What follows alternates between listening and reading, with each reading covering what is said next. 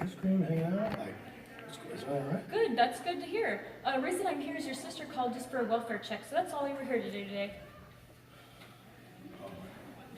Joe, do you care if we step in with you? Come on. This is real. This is unbelievable. What'd she say? She was worried about me?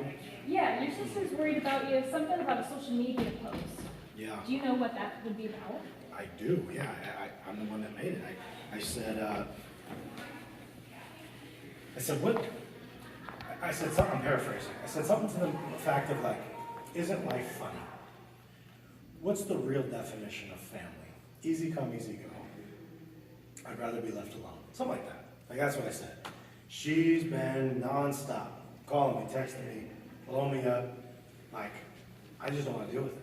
So I blocked her, I shut it off, and now she's got the cops coming to my house. Like, this is ridiculous. I'm just minding my business, eating some ice cream. Okay. Joe, you seem a little agitated with that. Well, it's not that I'm agitated, you know? Okay. Did she tell you what's happened? All that your sister informed me of is that she was just concerned with you over a social media post. So that's about all the information that I know. Which but is telling, because the fact that she didn't tell you like what's really going on. So our father died 2 weeks ago. Okay. I'm sorry to hear that. Yeah, it was, honestly, he was never there for me. And we became really, really close about 2 years ago.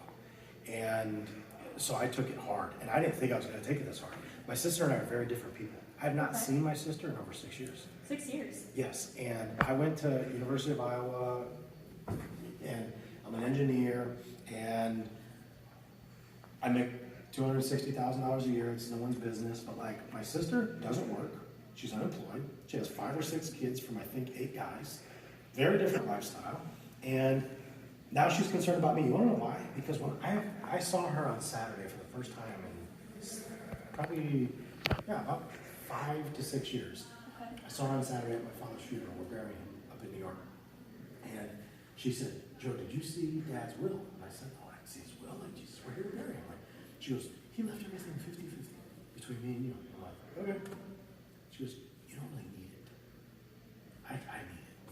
Like, what if we did like an 80-20 or 90-10 split? You gave me the money in his house, and like, what if we didn't do 50-50? Because you're doing well."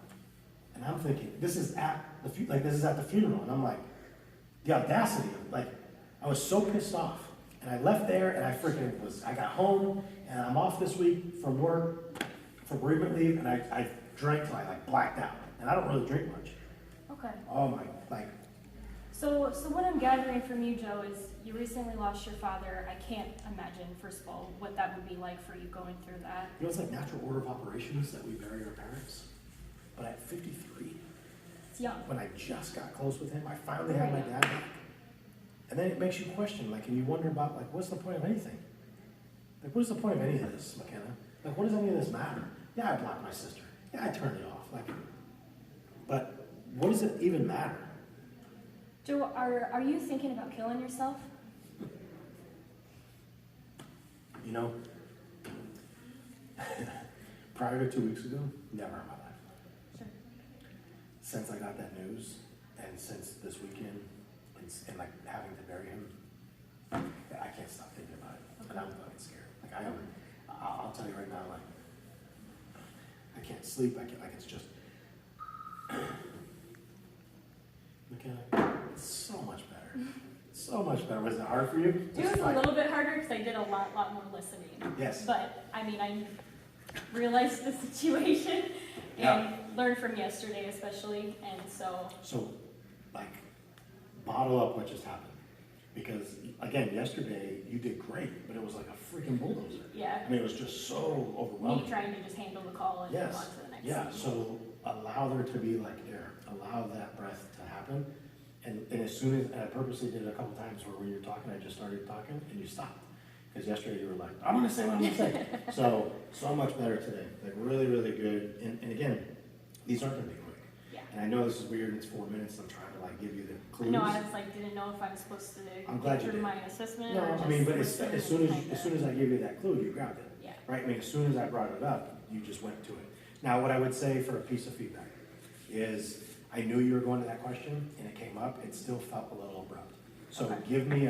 give me one like soft statement first. Okay, Like, hey, Joe, you're giving me a lot of information. Again, I can't imagine what you're going through. It's definitely a lot. But based on everything you're telling me, I'm just concerned. Are you thinking about killing yourself? Okay. And then go into it. But when the first thing out of your mouth, when it's your time to talk is, hey, Joe, are you thinking about killing yourself? It's just like, whoa. So give me that like tee up first. okay, Because now it's like you're getting my attention. You're giving me empathy. I'm starting to feel good. And then you can hit me with that. okay. All right? Okay, But it's not even super vital. Yesterday it was like, slow down. Today's so much better. A little okay, bit. thank you. Yep.